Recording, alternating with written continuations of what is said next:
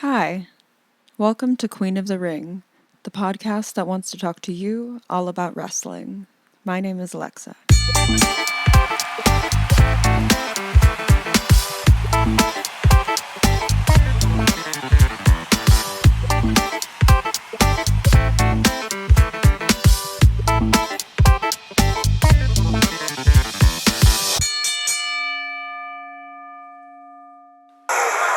Why don't you get back down on your knees?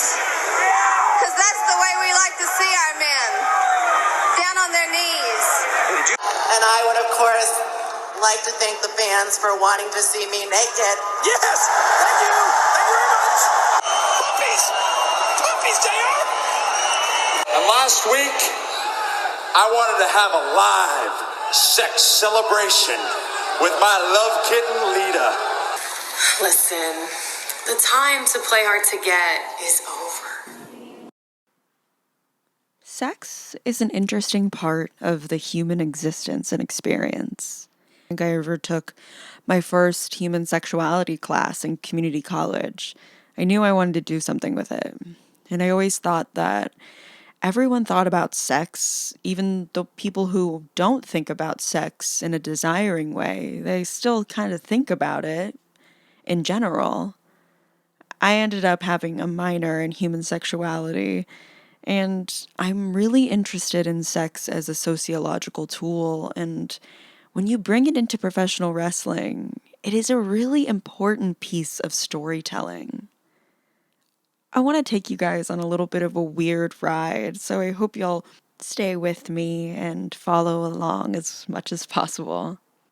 Wrestling like the WWE has used sex in their storylines in hundreds of different variations. They've used it as titillation, as intimidation, as assault and power dynamic, as celebration, as blackmail, consensually, non-consensually, and always, always, always through a spectacle. Women's wrestling has been used as a funnel for commodifying women's sexuality since Carney days. I feel like you can't convince me otherwise. Capitalism has attempted to put a stranglehold on feminine sexuality 1 billion times over with 1 billion tiny little alterations. We love to place women in different boxes of sexual appeal and do like a build your own style with our added prejudices, racism, xenophobia, misogyny. It's like a disgusting, gross-ass, coagulating stew or something. And this makes me think of this episode that I recently listened to of You're Wrong about the porn wars of the 70s and 80s. The guest, Nona Willis-Aronowitz, said that really resonated with me as I've been writing this episode. She said, quote, "Society shapes desire, and sometimes we collaborate with our own oppression within our desires." And this quote really resonated, especially when talking about women in professional wrestling. And in general, there have been a lot of studies been done about women athletes and how the more they are sexualized, the less they are looked at as legitimate, real athletes of the sport that they are in. And that can be very damaging to somebody and to society. And it's really hard to view all of this at the same time because it's also sexy and glamorous and trashy and bad and gross at times. And I think that those are things people are attracted to. And so I beg you to try allow the gray in this conversation, the nuance that both exist when it comes to sexuality in wrestling. On this journey through sex and wrestling, I want to start with a cultural touchstone in the United States. It basically has established what is sexy for the last over half a century. Playboy. Ladies and gentlemen, presenting to you the sexiest woman ever to grace the pages of Playboy, Table! I'd like to talk to the man in charge, the boss man, the buddy man, Hefner. Okay, I want to talk to him. That will be featured in next month's Playboy magazine on the cover of Playboy! I would not be here or have the opportunity to pose for Playboy. But I'm the hottest cover girl that ever posed for Playboy. And I would like to say a special thanks to me, myself, and I, because I worked my ass off to get here, and I'm going to show it in Playboy magazine. Yes! All right! Playboy has told people all over the world, but specifically Americans, what is sexy for so long.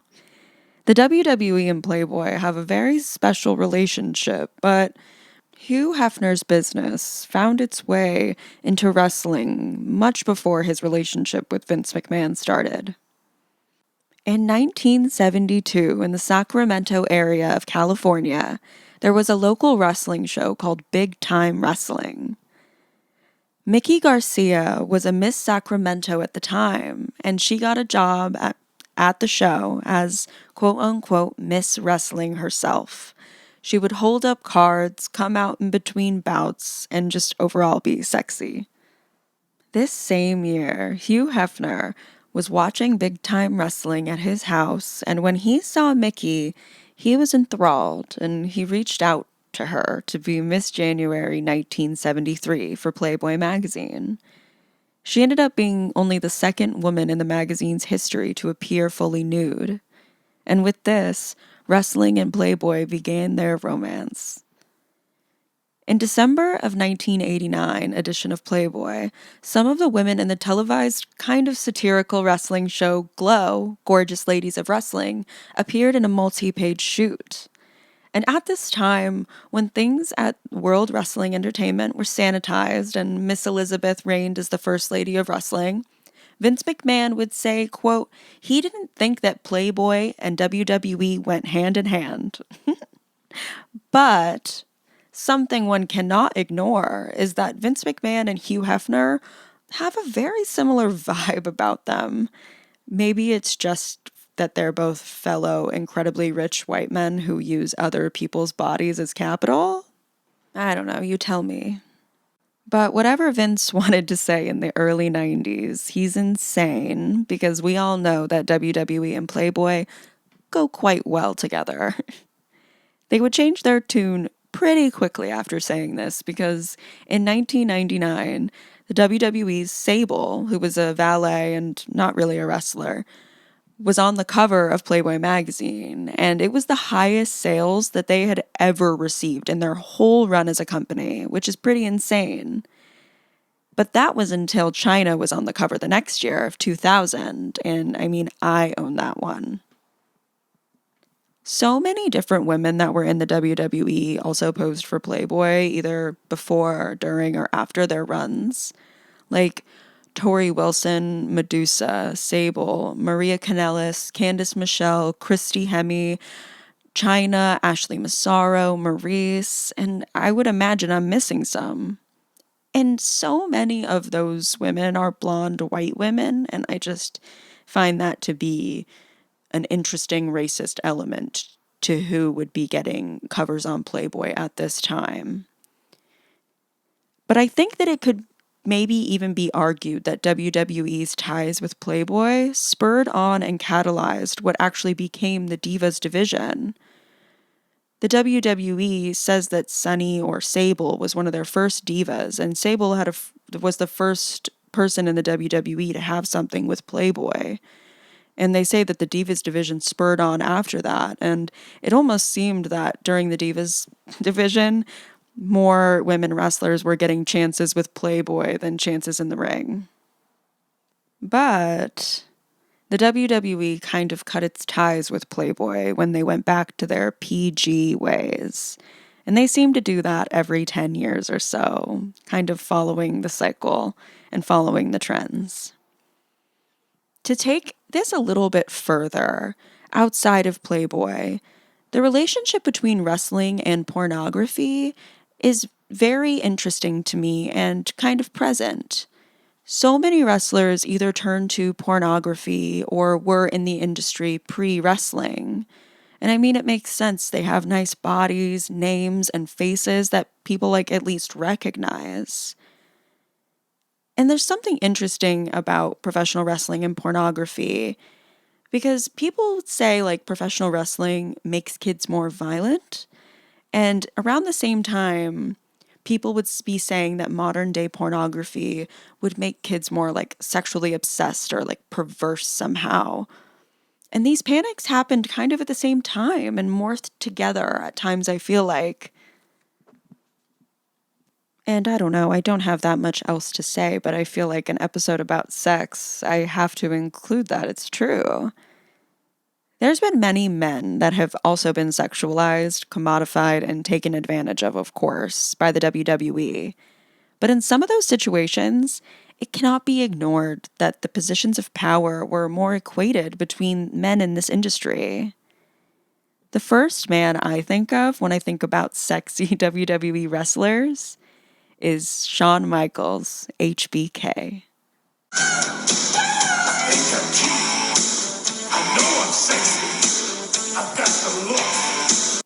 But his whole character for a time was centered around the fact that he was sexy.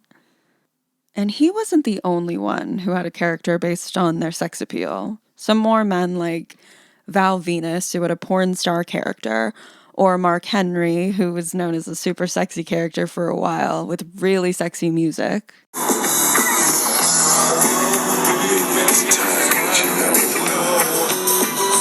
When it gets to storylines that involved sex or something to do with sex, I think that it's probably in the hundreds. It would be very hard to name all of them, and I must note that all of these vary along silly to gross to actually sexy to exploitative and disgusting.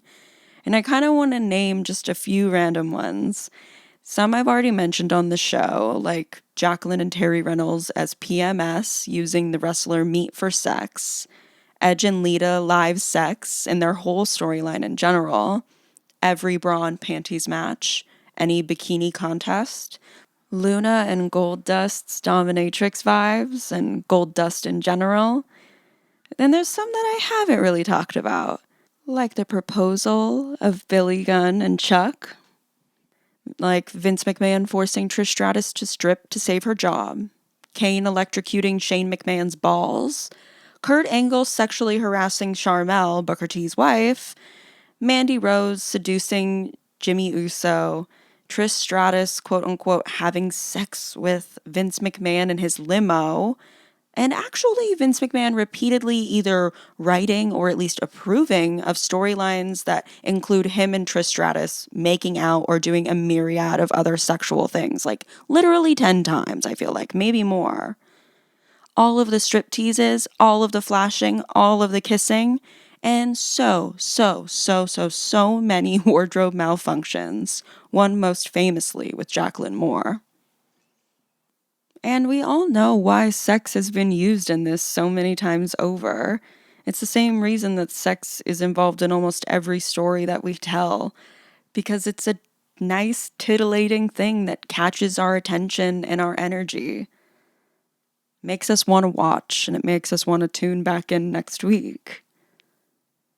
But outside of just storylines and people that included sexual acts or characters, professional wrestling is very unique as it serves as a sexual awakening for many people. It seems many queer people have found their sexuality in wrestling. Because there is such a pervasive heteronormity within society, queer people's stories have been injected like Trojan horse style into many a straight scenario. It's like queer masquerading. When things aren't for you, you find your way into the things you like and your place within it. There is a really incredible Vice article discussing this, and the journalist Naveen Nanorha explains in his article that growing up in India, his family would watch wrestling weekly, and it was a way he could really bond with them. But as he got older, wrestling kind of served a new type of role in his life, because he speaks about finding his sexuality within watching wrestling. He says, quote, "Despite its many toxic issues, WWE was the first time my little queer brain saw semi-naked buff men on the TV, and I knew I'd do anything to see them up close. wrestling as a sport has always had a certain level of homoeroticism attached to it. And I agree completely. Watching people of the same sex grab at each other, pull at each other, and rip off their clothes if they're really wearing even that much to begin with, it's very sexy. And to continue into the queerness aspect of this, the drag queen Diabetti on RuPaul's Drag Race a couple of seasons ago, on a challenge, they were discussing sexual awakenings, and she decided to discuss how she found her sexuality in the WWE. She said that seeing these men and seeing this performance, seeing all of this was so provocative and it was so attractive as a young kid. And she said seeing all of this made her realize just how gay she was. And when she's discussing it with the judges, longtime RuPaul judge Michelle Visage said to Diabetti, "Wrestlers are drag queens," giving examples of the sequined shining Ric Flair in all of his performance. Discovering your sexuality is a really odd thing in this relatively puritanical country. We place a lot of importance on finding romantic love, but we bypass the sexuality aspect, and we obviously look at it incredibly different when it comes to gender. But because of all of this suppressing and ignoring, many of the more recent generations look to television, music, movies to find our sexualities. But I guess I can only talk for the most recent ones. But I know that wrestling helped me find my sexuality as maybe a 7-year-old or 8-year-old. I remember seeing Sable and Tori Wilson make out, and I wrote about it in my diary. It was an important thing for me to see, and it made me realize things about myself that I still very much know now. But sex has remained an element in human lives for so long, obviously. But more like sex as a storytelling device is what I'm trying to say. It's almost eternal. It's mythologically, metaphorically, and in prose throughout all of time. Sex uses itself to show us what our desires are, to show us what we're disgusted by. And I think it's an incredibly helpful tool to find ourselves. And that doesn't mean that you have to be sexually interested or romantically interested in other people. It's finding out how you feel, and it's finding out parts of yourself that are deeper, because we're all very different, but we all seem to look to similar things to find ourselves, and wrestling is one of those. I know this has been a little bit of a silly episode, a little bit off, but that's about it.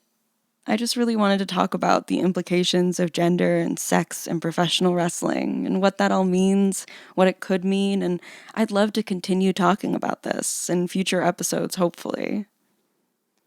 But anyway, thank you so much for listening if you've made it this far. Queen of the Ring was written by me, Alexa Pruitt, and the music is by Kreider Dane at Helter Skelter Music Productions. If you like what you hear, join us again, and thank you so much.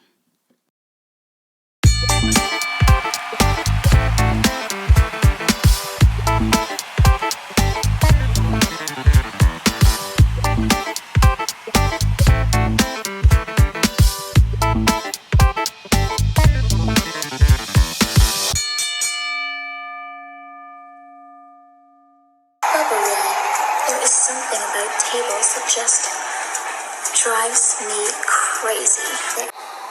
Booker, I want to have sex with your wife. I know we've been partners in the ring for a long time. I want you to be my partner for life.